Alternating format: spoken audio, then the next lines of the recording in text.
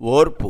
తీరికవేళ పిల్లలు పెద్దలు విని ఆనందించండి. పూర్వకాలంలో క్షాంతశీలుడు అనే పేరుగల ఒక రాజున్నాడు. ఆ రాజుకు అన్ని విద్యలలోనూ ప్రవేశమున్నది. ఆ రాజుకు ఒకనాడు రాజ్యం మీద, పదవి మీద, విలాసాల మీద విరక్తి కలిగి సన్యసించాలని తలచి అడవికి వెళ్ళిపోయాడు. అక్కడ ఒకచోట ఒక చిన్న కుటీరాన్ని నిర్మించుకుని అందు ప్రశాంతంగా తపస్సు చేసుకోవడం ప్రారంభించాడు. క్షాంతశీలుని ధర్మ నియమ తపోనిష్టతలను చూసిన చుట్టుప్రక్కల గ్రామాల ప్రజలు దూరదేశాల నుంచి కూడా వచ్చి క్షాంతశీలుని సేవించి అతను వినిపించే ధర్మములను విని పోతుండేవారు. క్షాంతశీలుడు వారి సేవల కంటే వారికి ధర్మనిష్టలను బోధించుటలోనే ఎక్కువ ఆసక్తిని కనపరుస్తూ ఉండేవాడు. ఇట్లా ఉంటుండగా వేసవికాలం వచ్చింది. వేసవి ఎండలకు చుట్టుప్రక్కల చెరువులు, వాగులు, సెలయేళ్ళు, నూతులు, గోతులు అన్నీ ఎండిపోయాయి. కానీ క్షాంతశీలుడు తపస్సు చేసుకుంటుండే ప్రదేశంలో ఉన్న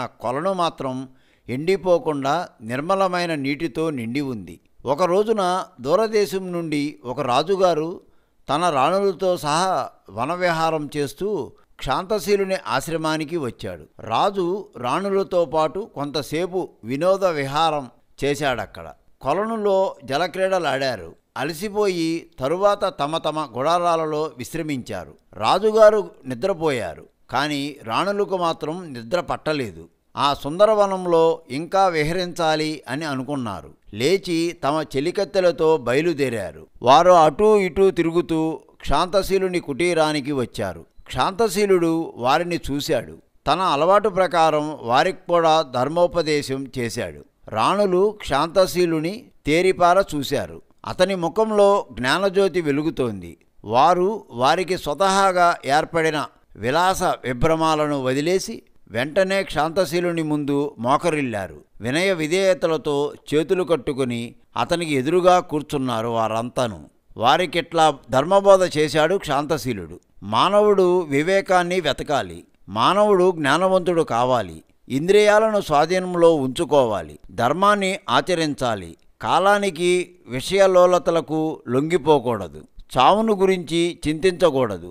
ఎల్లప్పుడూ పుణ్యకర్మలను ఆచరించాలి. సద్గుణాలే సజ్జనులకు అలంకారాలు. పరహితమును సహించాలి. ముఖ్యంగా మానవులలో ప్రేమ ఎల్లప్పుడూ ఉండాలి. కోపం పనికిరాదు. దయాస్వభావం ఉండాలి. ఇక్కడ ఈ విధంగా క్షాంతశీలుడు రాణులకు ధర్మబోధ చేస్తున్న సమయంలో అక్కడ రాజుగారికి మెలకువ వచ్చి లేచాడు. చూడగా తన రాణుల గుడారాల్లో లేరు. రాజుకు అమితమైన కోపం వచ్చింది. పువ్వులను, అడుగు జాడలను, భటులు చెప్పిన త్రోవను అనుసరించి రాజు క్షాంతశీలుని ఆశ్రమానికి వచ్చాడు. క్షాంతశీలునికి విధేయులై కూర్చున్న రాణులను చూచి మరింత కోపాన్ని తెచ్చుకున్నాడు. ఓరి దుర్మార్గుడా, ఎంత కపట సన్యాసివి!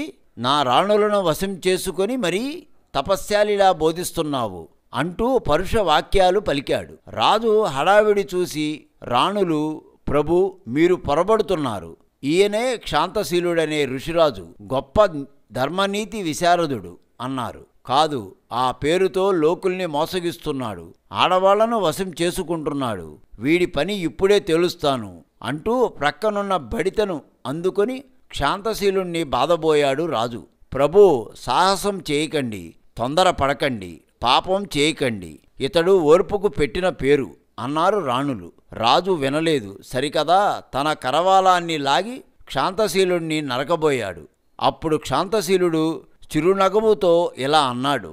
రాజా, నీవు నన్ను చంపుతావన్న విచారం నాకేమాత్రమూ లేదు. కానీ నీ మర్యాద మంటగలుస్తోంది అనే విచారం రాజా. ప్రజాపాలన చేయవలసిన నీవు తొందరపడకూడదు. మంచి చెడ్డలను, నీతి నియమాలను, ధర్మాలను తెలుసుకోవాలి. ఆలోచించి పరులను రక్షింపవలసిన నీవే పాపకార్యం చేయబోతున్నావు. కోపం అనాలోచితం కాదు రాజా, కావలసింది క్షమ. ఓ కపట సన్యాసి, నాకు నీవు ధర్మపన్నాలు చెప్పనవసరం లేదు అన్నాడు రాజు మహాకోపంగా నిందిస్తూ. రాజా, చావును గురించి నాకెప్పుడూ భయం లేదు. నీ ధర్మబుద్ధి భంగపాటవుతోందనే నా బాధ రాజా. దోషాలనంట నీయకు, ఓర్పు అతి ముఖ్యం అన్నాడు క్షాంతశీలుడు శాంతంగా. నీకెంత ఓర్పున్నదో నేను చూస్తాను అంటూ రాజు క్షాంతశీలుని చేయి నరికివేశాడు. క్షాంతశీలుడు కొంచెం కూడా చలించలేదు, కోపించలేదు, విచారించలేదు. ఈ స్థితిని చూసిన రాజు మరింత కోపానికి లోనయ్యాడు. అతనిలో సహనం నశించి ఇలా అన్నాడు: ఓరి నీచుడా, నిన్ను చిత్రవద చేసి కాకులకు గ్రద్దలకు వేస్తాను అంటూ క్షాంతశీలుణ్ణి చిత్రవద చేశాడు.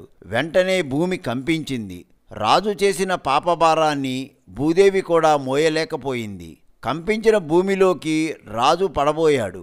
అప్పుడు అతన్ని పైకి లాగి అతను చేసిన పాపభారాన్ని కూడా తానే భరిస్తూ రాజు రౌరవ నరకానికి పోకుండా రక్షించాడు క్షాంతశీలుడు. దీనిని బట్టి మనిషికి ఓర్పు అనేది ఎంత అవసరమో ఈ కథ ద్వారా తెలియజేయడమైనది.